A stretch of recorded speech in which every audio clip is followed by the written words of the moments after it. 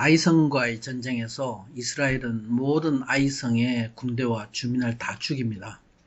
아이를 포함하지 않는다 해도 죽은 남녀가 전부 12,000명이라고 기록하고 있습니다.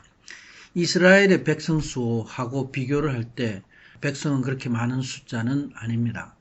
아이성 전쟁은 200만 명 이상 되는 이스라엘 백성과 12,000명 정도의 아이성의 대결입니다. 사람의 생각으로는 상대도 안 되는 전쟁이죠. 그러나 이스라엘은 사람의 생각으로 전쟁하지 않고 하나님의 명령에 따라서 순종하였습니다. 26절에 말씀하고 있습니다. 여호수아가 모든 대적들이 진멸할 때까지 손으로 창을 지켜들고 그 손을 거두지 않았다. 27절에는 하나님의 명하심대로 자신을 위하여 가축과 노략한 물건만 취합니다. 이제 아이성은 모두 불타고 성이 완전히 황폐하게 됩니다. 아이성 왕이 죽고 성문 앞에 돌 무더기 무덤을 만듭니다. 모든 죄와 죄악의 심판의 결국을 우리는 봅니다. 가나안으로 들어가는 전쟁은 바로 세상과의 영적 전쟁을 우리에게 보여주고 있습니다.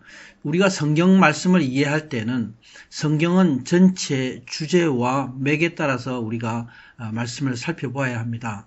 이 작은 주제 안에 전체 주제를 보아야 하는 것이죠. 성경의 장절 말씀 가운데 도덕적인 말씀을 찾다 보면 하나님의 말씀을 오해합니다. 하나님의 심정을 보지 못합니다. 하나님의 복음의 말씀을 보아야 하는 것입니다. 많은 사람들이 저주나 지옥의 말하는 것을 꺼립니다. 그러나 이 땅에는 저주가 있습니다. 마지막에는 지옥이 있습니다.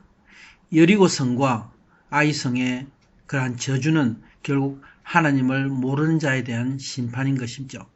지옥 가는 자에 대한 하나님의 경고의 말씀입니다. 죄의 마지막은 이렇게 영원히 심판받는다. 이렇게 말씀하는 것이죠. 지금 세상은 하나님의 심판의 두려움을 모릅니다.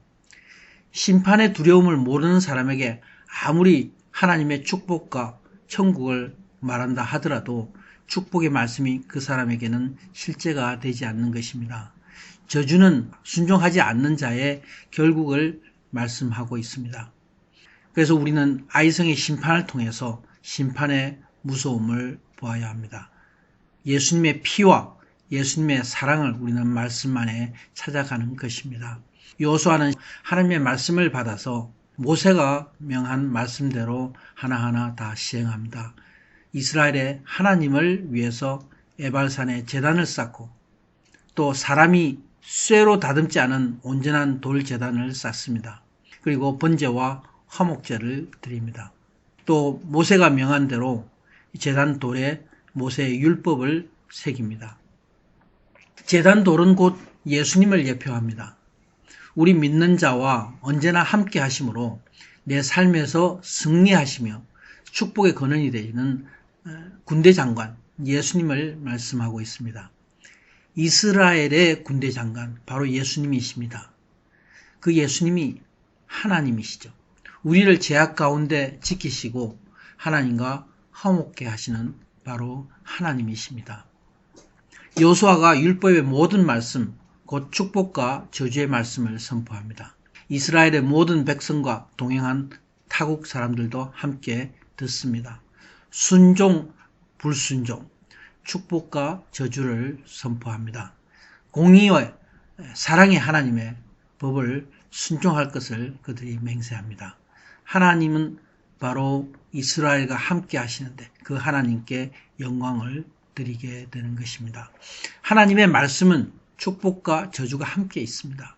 성경 말씀 안에는 오히려 저주의 말씀이 축복의 말씀보다 더 많이 있습니다. 그렇다면 말씀을 전하는 사람은 축복과 저주의 말씀을 함께 전해야 합니다. 저주의 말씀을 들어야 심판의 무서움을 아는 것이죠. 그래서 저주받지 않기를 원합니다. 하나님을 경외하게 됩니다. 저주를 대신 받으신 우리 예수님의 은혜를 알게 됩니다. 어떻게 사람들이 축복만을 말하고 어떻게 저주의 말씀을 말하지 않습니까?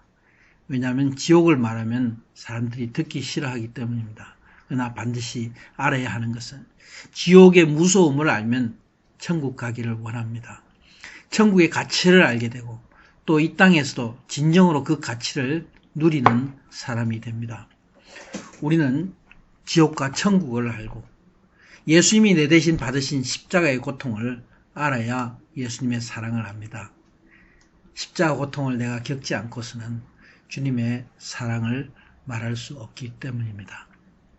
오늘도 예수님의 피를 의지해서 주님 앞에 나옵니다. 주님께 우리의 사랑을 고백합니다. 예수님이 나의 왕이 되심을 찬양합니다. 주님 사랑합니다. 아멘.